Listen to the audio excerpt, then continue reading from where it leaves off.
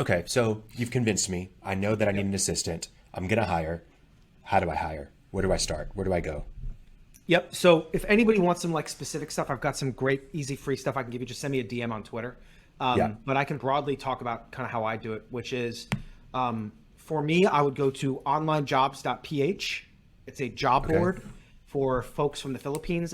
Generally speaking, I use all sorts of talent from everywhere. So Mexico, whatever, but Philippines for like assistant operations stuff.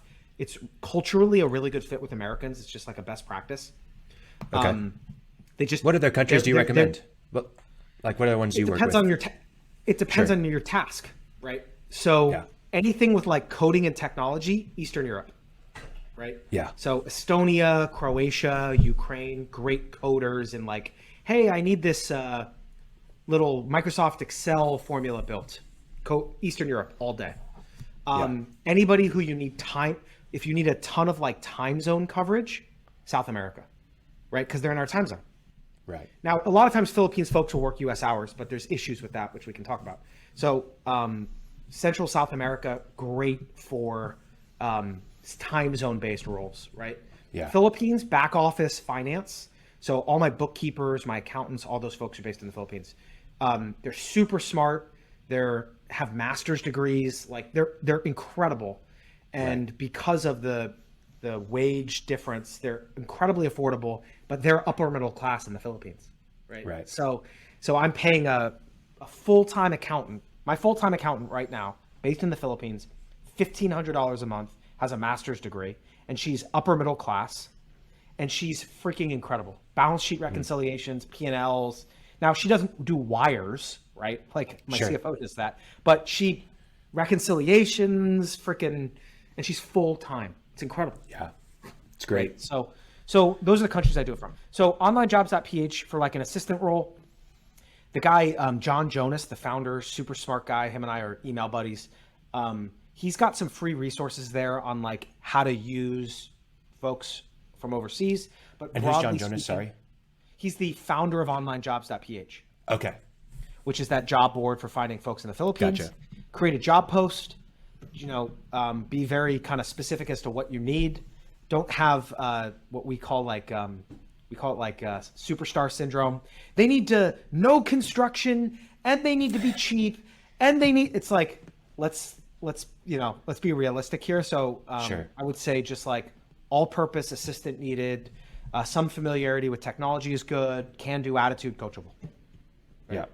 Then I'd interview them, talk to a couple of them. And you have some and I'll- fascinating tips on interview. You like don't do a in-person interview if you're not going to meet with them in person, right? Isn't that something you said? Correct.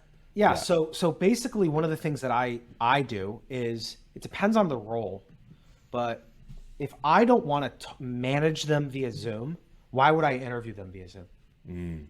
Yeah. Right. Now, if I want to manage them via Zoom, then I will absolutely interview them via Zoom. But Right. if, for example, a graphic designer, right, or a video editor, I never want to talk to that person. I want to send them projects and I get back an edited video. So when Yeah. I interview them, I'm going to send them raw video, and I don't care if he's got broken English, works at 2 a.m. If he sends me back a good edited video within 24 hours, he's hired. And Yeah. so don't interview differently than you want to supervise. And so for my assistants, I do want to talk to them because I am going to have a personal relationship with them, Right. But somebody like a bookkeeper, Yeah. I mostly want to send them emails. Right. No, So very just good best point. practice. Any sort of so- hirings like that. Yeah. So you can expect really good English too, right? You shouldn't like settle for, it's okay. No, like you can expect high proficiency. Absolutely. What I would say is if you say unaccented English, you're going to have a very small pool. So you'll have really good English, but it will be accented. And for most roles, you don't need unaccented English. Yeah. However, like my bookkeeper, You don't look, care. lots of Americans have accents. It's not that big of a deal. Like, Yeah. whatever, right? However, the person answering your phone, they need to have better English than me. Right. So it really depends on what role you need them for, but everybody will have great English. Yeah. But some of it will be accented.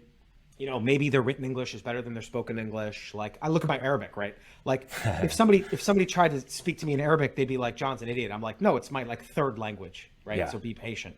And so just because somebody's got a little chunky English, if they're an accountant, do you really care? If they're the person answering your phone, doing sales over the phone, yeah, they need to have good English, right? So it's really just make sure you're not like overloading requirements that are unnecessary. Yeah. Balanced perspective.